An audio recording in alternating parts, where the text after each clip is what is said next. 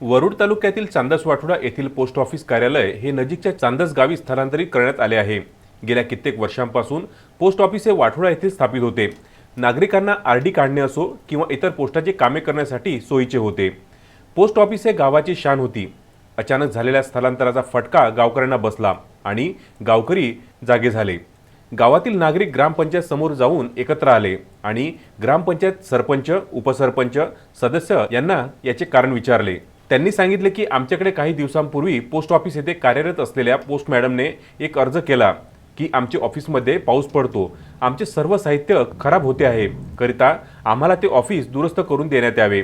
यावर गावकऱ्यांनी विचारले असता ग्रामपंचायत सांगतात की आम्ही ते करणार होतो, पण त्यांनी न सांगता ऑफिस चांदसला हलविले।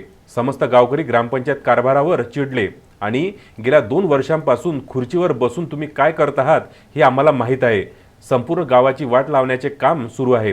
अर्जाचा विचार करून जर लवकर पर्यायी व्यवस्था केली असती तर असं झाले नसते, असे संतप्त गावकऱ्यांचे म्हणणे होते।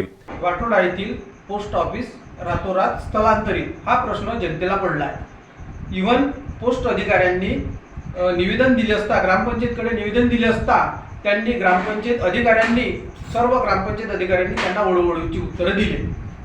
ही उडवडीची उत्तरं पाहून लोक संभ्रमात पडले, अधिकारी संभ्रमात पडले की बा आपलीच पोस्ट ऑफिस गेलं, त्याचं काय करावं, हे पोस्ट ऑफिस केव्हा मिळेल, वापस केव्हा येईल याचा प्रश्न जनतेला पडला आहे। म्हणून गावकरी जनतेच्या मनात ही भूमिका आहे की आपल्या गावामध्ये आपलं पोस्ट ऑफिस आलं पाहिजे आणि इव्हन संजय गांधी असो, राजीव गांधी असो किंवा बिल भराचा प्रश्न ह्या तरुणांना आणि म्हाताऱ्या माणसांना पडला आहे। ग्रामपंचायत सदस्यांना विचारले असता आम्हाला माहीत नाही असे उडवाउडीचे उत्तर देण्यात आले। अशावेळी गावकऱ्यांनी लेखी निवेदन देऊन ग्रामपंचायतला लवकर वाठोडा येथे पोस्ट ऑफिस सुरू करण्याची मागणी केली। जर पोस्ट ऑफिस सुरू झाले नाही तर उपोषण सुद्धा करू असे सांगण्यात आले। यावेळी गावातील शेकडोंच्या संख्येने गावकरी मंडळी उपस्थित होती। समजलं गावातील पोस्ट ऑफिस रात्रीच्या वेळेला गायब झाले। दिवस निघाल्यानंतर तिथं पोलीस सापडलं नाही, तर वाटलं असं कसं गायब झालं।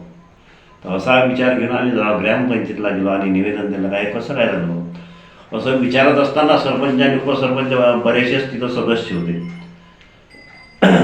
सरपंच सांगत होते का आम्हाला न सांगता गेले। त्याच्यानंतर उपसरपंच सांगत होते का त्या माझ्याकडे आल्या, त्यांनी तक्रार केली, पाणी गळते हे गळते, असं 4-5 दिवसाच्या अगोदर आम्हाला इंटिमेशन दिलं असं त्यांनी सांगितलं।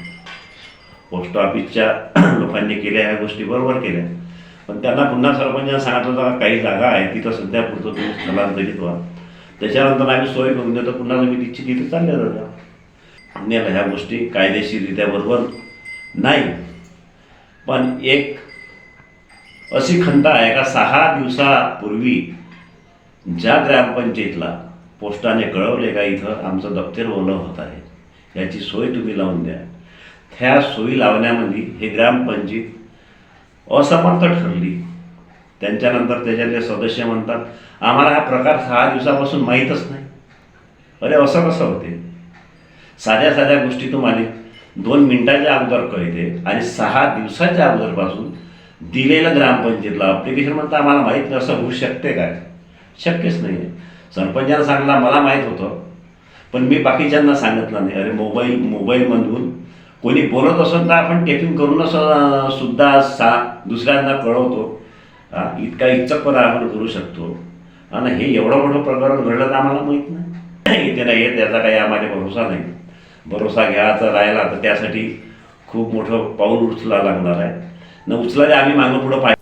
माजी तंटामुक्त अध्यक्ष अश्विन देशमुख, मनोज चोबितकर, अशोक उपासे, मनीष देशमुख, अमोल चोबितकर, विलास देशमुख, नितीन देशमुख, रघुनाथ झोडे, प्रदम बाडे, रितेश सलोडे, चरणदास सालोडे, वतन देशमुख, प्रकाश घोडिले, ज्ञानेश्वर सोनार, विजय धडसे, ज्ञानेश्वर उघडे, प्रफुल्ल लोखंडे, निकेश चोबितकर, पंकज धोटे, अमरदीप बोकडे, प्रफुल्ल ठाकरे, फाल्गुन देशमुख, प्रकाश देशमुख, मनोज बाडे, अरविंद भुसारी, सूरज देशमुख आदी गावकरी मंडळी मोठ्या संख्येने यावेळी उपस्थित होती। Vidarbha news bureau, Warud.